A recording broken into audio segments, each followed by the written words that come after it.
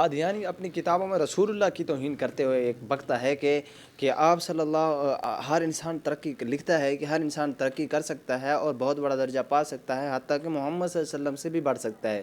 یہ رسول اللہ کی گستاخی اس نے کی ہے، اور پھر نبی پاک صلی اللہ علیہ وسلم کے اشاعت آپ صلی اللہ علیہ وسلم اشاعت دین کو مکمل نہ کر سکے، یہ بھی اس نے گستاخی کی ہے۔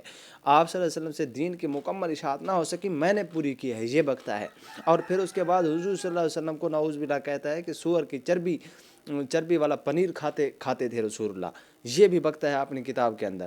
اور اس کے بعد یہ بکتا ہے کہ اس نے غار ثور کی بھی توہین کی ہے کہ نہایت متعفن، تنگ اور تاریک حشرات الارض کی نجاست کی جگہ تھی، یہ کہتے ہوئے یہ بکتا ہے اپنی کتاب کے اندر۔ یہ اس کی اصلیت ہے، یہ اس کا علم ہے، یہ اس کے اخلاق ہیں، یہ اس کی باتیں ہیں۔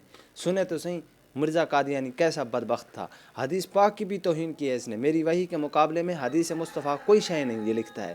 یہ رسول اللہ کے حدیث کی بھی توہین کی ہے اس نے، اور اس کے بعد درود شریف کی بھی اس نے توہین کی ہے۔ یہ کہتا ہے کہ اپنی کتاب کے اندر اپنے بارے میں لکھتا ہے کہ خدا عرش پر میری تعریف کرتا ہے، ہم تیری تعریف کرتے ہیں اور تیرے پر درود بھیجتے ہیں۔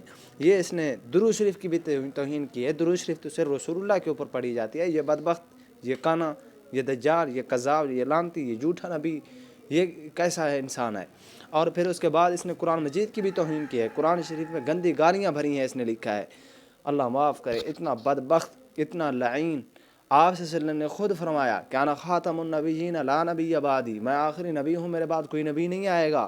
تو اب یہ جو بک رہا ہے، یہ جو اپنے بکواسات کر رہا ہے، یہ آپ صلی اللہ علیہ وسلم کی بھی توہین، یہ قرآن کریم کی توہین، آپ صلی اللہ علیہ وسلم کی احادیث کی بھی توہین، غار ثور کی بھی توہین، اور یہ کہتا ہے آپ صلی اللہ علیہ وسلم دین کو پورا نہ کر سکے، میں دین کو پورا کروں گا۔